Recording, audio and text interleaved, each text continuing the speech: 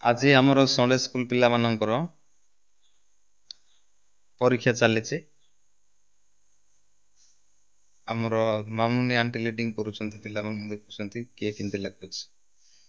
ଆଉ ଏ ପିଲା 2 ଜଣ ମୌଖିକ ପରୀକ୍ଷା ଦେଇକି ବସିଛନ୍ତି। ଯୋଉମାନେ ଲେଖି ପାରୁନାହାନ୍ତି କି ପଢି ପାରୁନାହାନ୍ତି ସେମାନଙ୍କ ପାଇଁ ମୌଖିକ ପରୀକ୍ଷା ଅଛି। ପୁଷ୍ପ ଦିଦି ଆଉ ସାରଥୀ ଆଣ୍ଟି ମୌଖିକ ପରୀକ୍ଷାରେ ନେଉଛନ୍ତି ପିଲାମାନଙ୍କୁ। କୋଶ୍ଚିନ୍ ଟିକେ ଦେଖୁଥାନ୍ତୁ।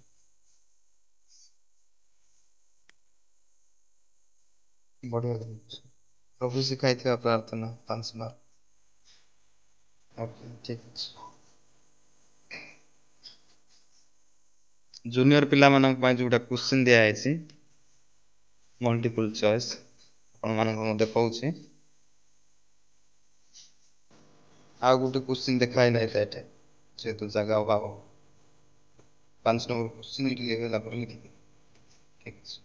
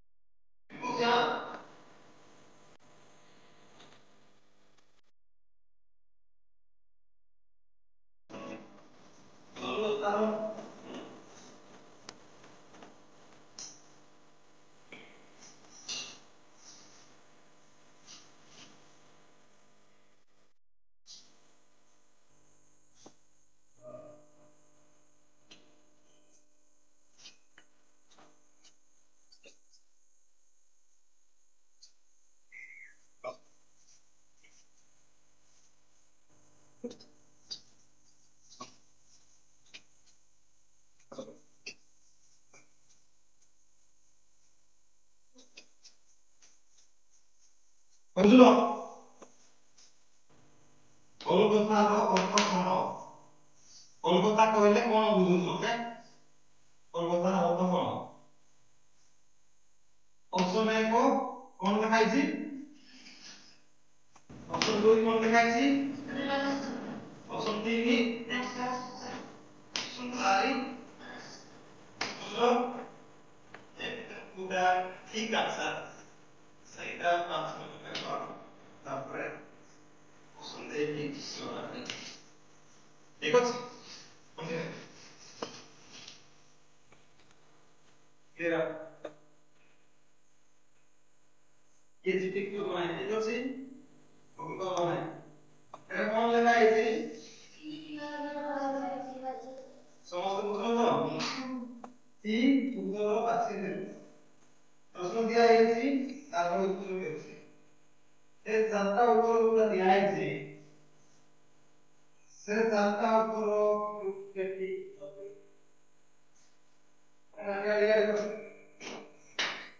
ପ୍ରଶ୍ନ ଦିଆ ହେଇଛି ତାପରେ ଉତ୍ତର ମଧ୍ୟ ଦିଆ ହେଇଛି ଠିକ ଅଛି ସେ ଚାରଟା ଉତ୍ତର ଭିତରୁ 3ଟା ଭୁଲ ଉତ୍ତର ଥିବ ଗୋଟେ ଠିକ ଉତ୍ତର ଥିବ ସେଇଟାକୁ ବାଛିକି ଲେଖିବାକୁ ପଡିବ ଯୋଉଟା ଠିକ ହେଇଛି ସେ ଉତ୍ତର ତମେ ଲେଖିବ ଠିକ ଅଛି ପ୍ରଥମ କ୍ୱେଶ୍ଚନ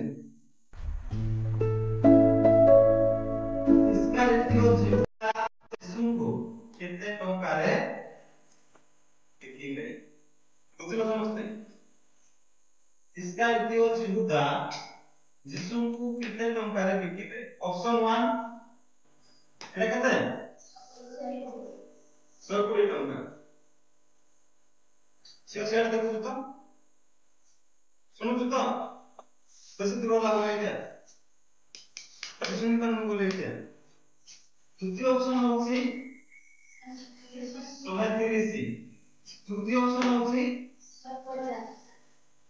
অর্থাৎ 120 ଟଙ୍କା ନା 130 ଟଙ୍କା ନା 150 ଟଙ୍କା ନା 160 ଟଙ୍କା ଯୋଉଟା ତମକୁ ଠିକ ଲାଗିଲା 1 ନମ୍ବରରେ ତମେ କଣ ଦେବ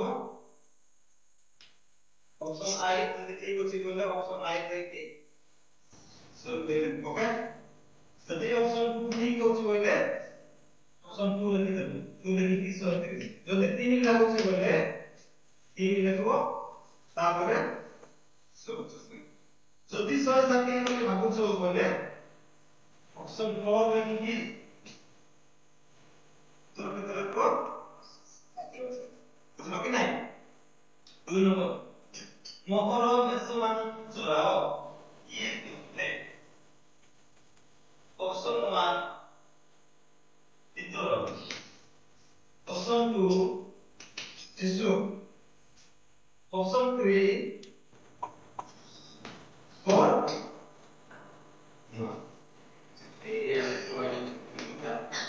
ତିନି ନମ୍ବର କ୍ୱେଶ୍ଚନ ଅଛି ମହାପ୍ରଭୁ ମହାବିଶ୍ୱର କିଏ କହିଲେ ଅପସନ୍ 1 ଶିଶୁ ଅପସନ୍ 2 ଲାଜାର ଅପସନ୍ 3 ତୋମା ଅପସନ୍ 4 କଣ ଯୋଉଟା ରାଇଟ୍ ସେଇ ଅପସନ୍ ଦେବ ସାଧୁଙ୍କ ମଧ୍ୟ ଯୀଶୁ କେତେ ଦିନରେ ମୃତ୍ୟୁରୁ ଉଠିଲେ ଅପସନ୍ 1 2 ଅପସନ୍ 2 4 ଅପସନ୍ 3 3 ଅପସନ୍ 4 ଆଉ ଗୋଟେ କ୍ୱେଶ୍ଚନ ଦେଖାବ ଏଟା ଲେଖି ସାରିଲା ପରେ ୟୁରେରିଆ ହାତ ହେଲା ଓକେ ଠିକ ଅଛି ଦେଖ